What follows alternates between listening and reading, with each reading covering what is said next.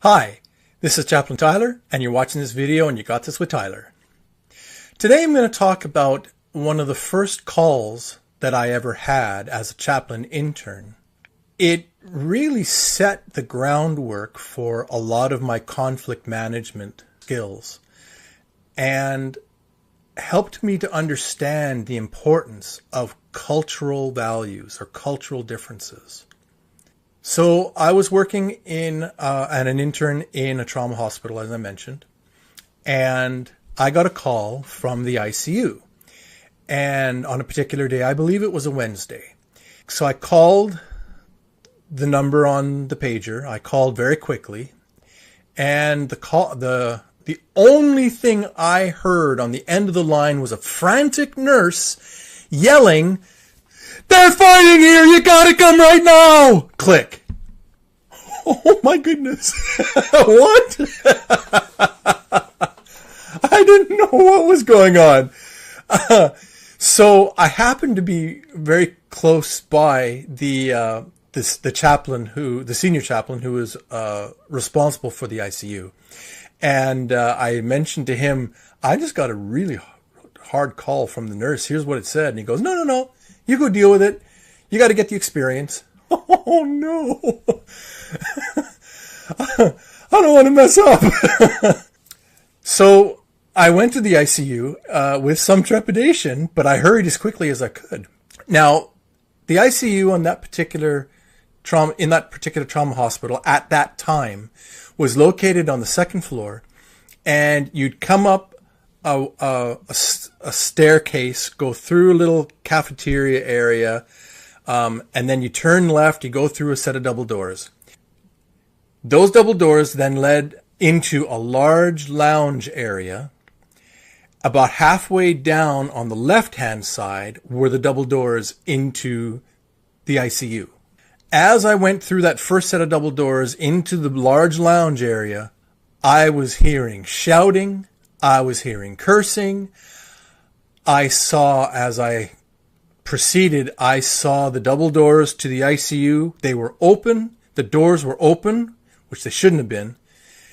And there were many, many people standing, looking, directed at those doors. As I got closer, I saw people. I saw a white man fighting with a First Nations man, with other white people kind of blocking the entrance into the ICU. There was about 2 or 3 that I could see.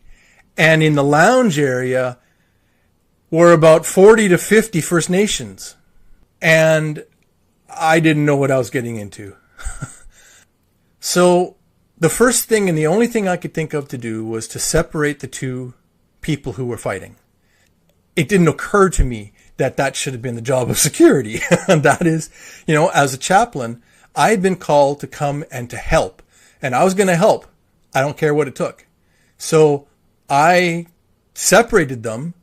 I directed the smaller group of people who were the white Caucasian people, directed them into a family room, and the other First Nations, I said, you go into the lounge and we will come and talk with you right away.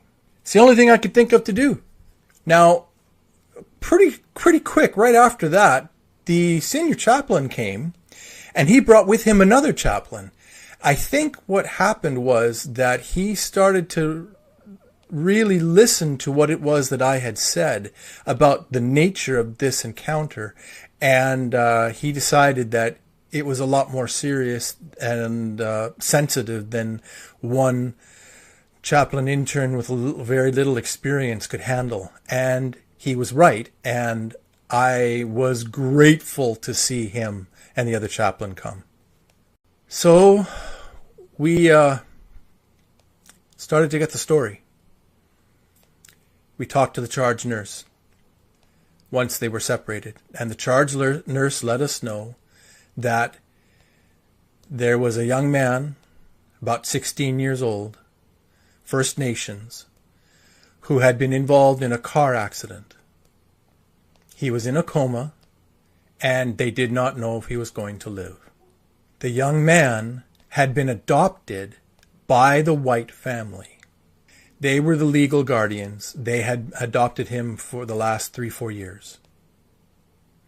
The First Nations group outside, in the lounge area, were his extended family from his family of origin.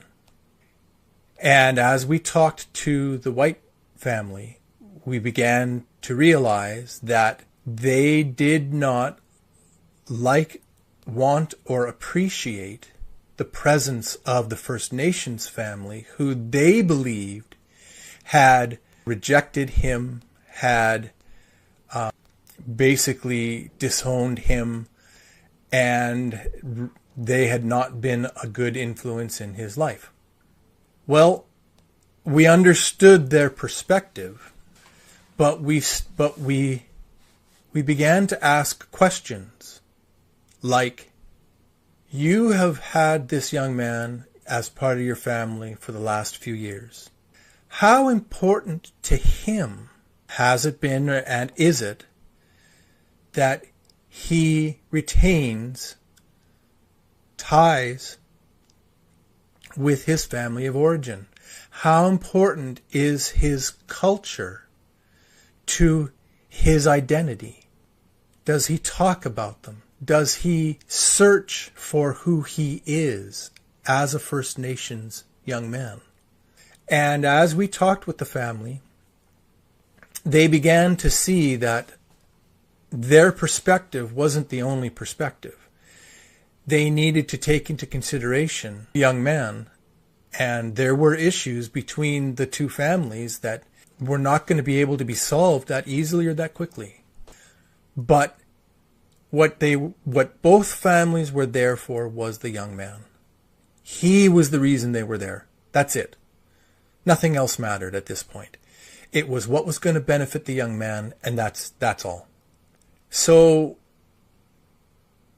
as we continued to work with both families, we were able to slowly start to help them agree to work together for the benefit of the young man, so that his adopted family was there to support him, and his First Nations family was there, and they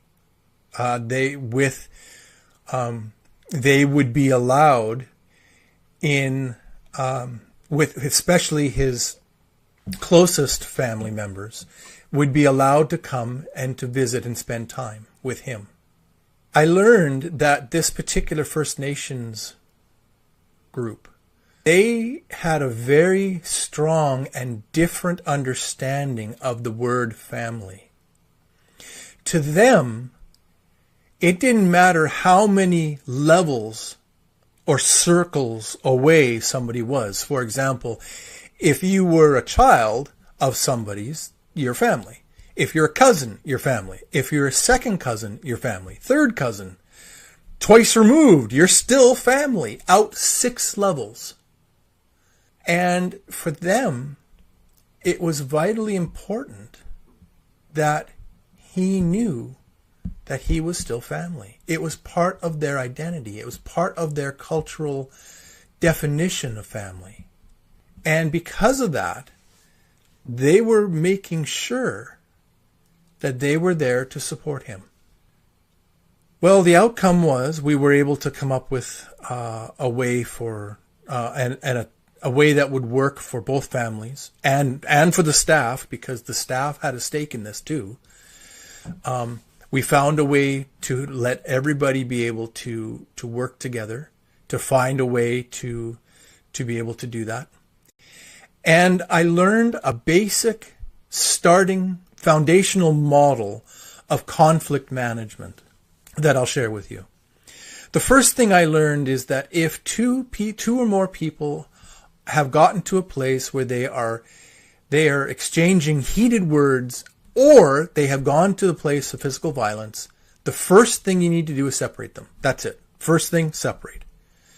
The second thing you do is that you give them time to calm down. Let them think about what their conduct is and what's happening. Emotions get high, emotions get heated, and you need time. People need time to calm down. The third thing, as part of the beginning of the conflict resolution side, is that we had to find common ground. We had to find what was it that the two families were there for. And the common ground in this case, obviously, was the young man. And what was going to be best for him as determined by all together. There were conflicting viewpoints of what was going to be best for him. Well, then we had to try to work so that we could find a win-win situation. Once we were able, we started to come up with what was the right procedure in this case. What could we do? What was the ground rules for conduct, both in terms of words and in terms of visitation, that we were going to be able to come up with? And we came up with that and presented together. The two families came up with something that could work. We asked, we had the staff come and the charge nurse, and she absolutely approved. That was a great thing. And we put that into the chart so that all the nurses would know exactly what the procedure would be for both families.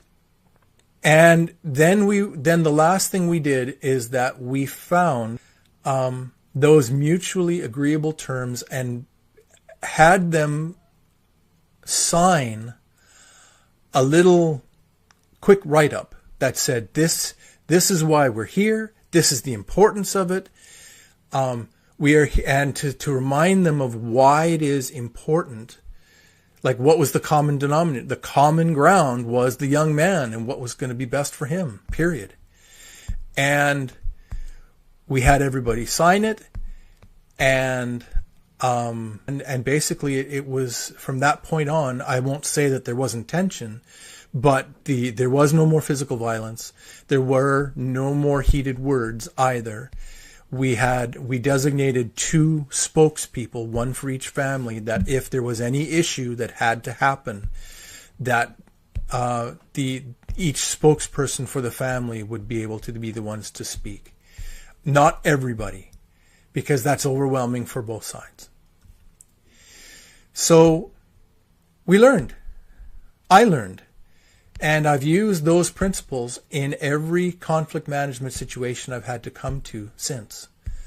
I have come to very few that have had physical violence, but I have come to a number that have had heated words being exchanged. And that process of separating, give space, find the common ground, set ground rules for conduct, and then mutually agreeable terms that we all agree upon and sign off on. It's pretty basic, but boy, it sure works. So I hope that helps you understand a little bit of and gives you some ideas of what to do in conflict management.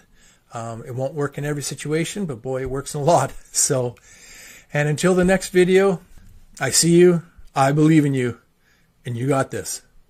This is Chaplain Tyler signing off. Take care.